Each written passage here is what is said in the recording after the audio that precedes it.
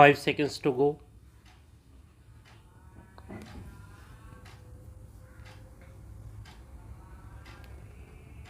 Start.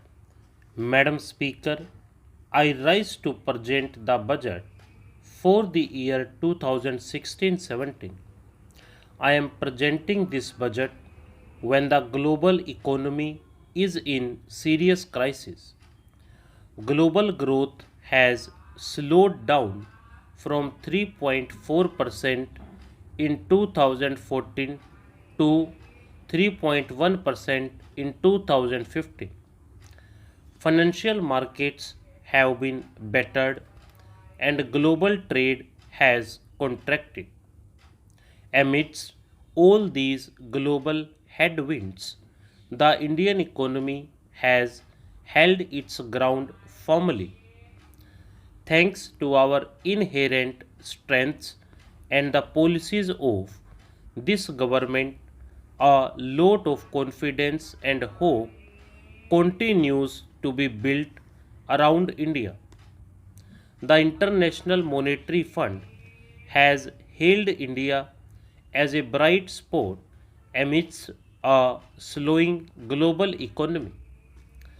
The World Economic Forum had said that India's growth is extraordinarily high. We accomplished this despite very unfavorable conditions and despite the fact that we inherited an economy of low growth, high inflation, and zero investor confidence in government's capability to govern. We converted these difficulties and challenges into opportunities.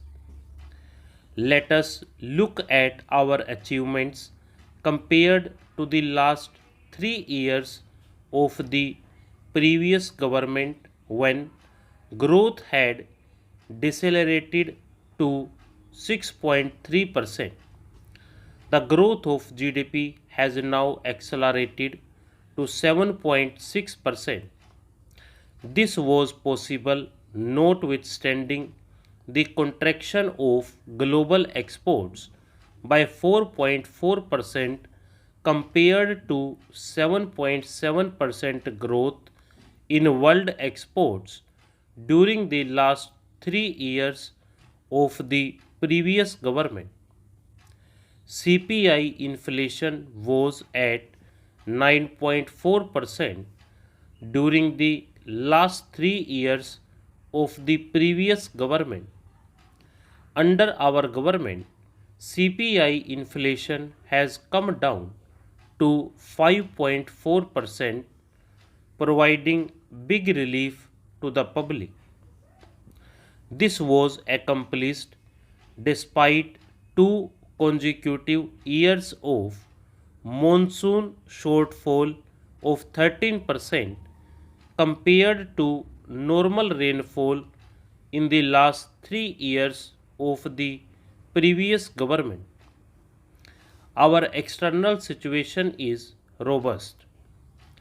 The current account deficit has declined from 18.4 billion US dollars in the first half of last year to 14.4 billion this year. It is projected to be 1.4% of GDP at the end of this year. Our foreign exchange reserves are at the highest ever level of about 350 billion US dollars. Our initiatives in the last 21 months have not only placed the economy on a faster growth trajectory but have breached the trust deficit created by the previous government.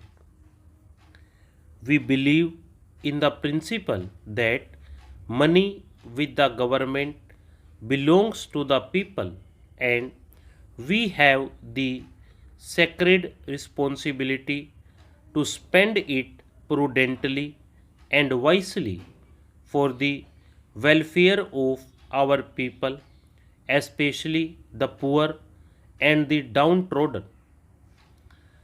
We have increased our plan expenditure at the RE stage in 2015-16 in contrast to the usual practice of reducing it. We achieved this despite adopting the 14th Finance Commission recommendations, which increased devolution to the states by 55%. We must now look ahead. The risks of further global slowdown and turbulence are mounting. This complicates the task of economic management for India. It has three serious implications for us. First, we must strengthen our firewalls against these risks by ensuring macroeconomic stability and prudent fiscal management. Second, since foreign markets are weak, we must rely on domestic demand and Indian markets to ensure that India's growth does not slow down. And third, we must continue with the pace of economic reforms and policy initiatives to change the lives of our people for the better. We see these challenges as opportunities. The financial years 2015-16 and 2016-17 have been and will be extremely challenging for government expenditure. The 14th Finance Commission has reduced the central share of taxes to 58% from the 68%. In the financial year 2015-16, we managed to improve upon the budgeted expenditure due to revenue increase, notwithstanding the steep reduction in the central share of taxes.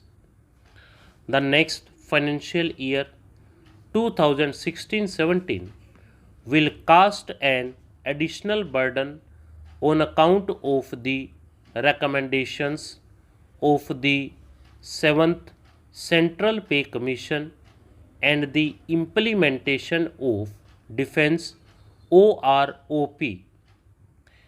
The government therefore has to prioritize its expenditure. We wish to enhance expenditure in the farm and rural sector, the social sector, the infrastructure sector, and provide for recapitalization of the banks. This will address those sectors which need immediate attention. Once the government discharges these priority obligations, it shall then focus on other areas which are also of utmost priority to the government. While increasing the outlay of various social sector programs, the government will undertake three major schemes to help the weaker sections of the society. The Pradhan Mantri Fasal Bima Yojana has already been announced to protect the farmer from the adverse consequences of nature. The farmer will pay a nominal amount of insurance premium and get the highest ever compensation in the event of any loss suffered.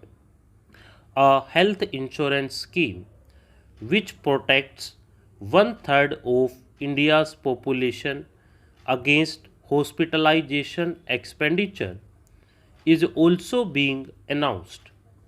Stop.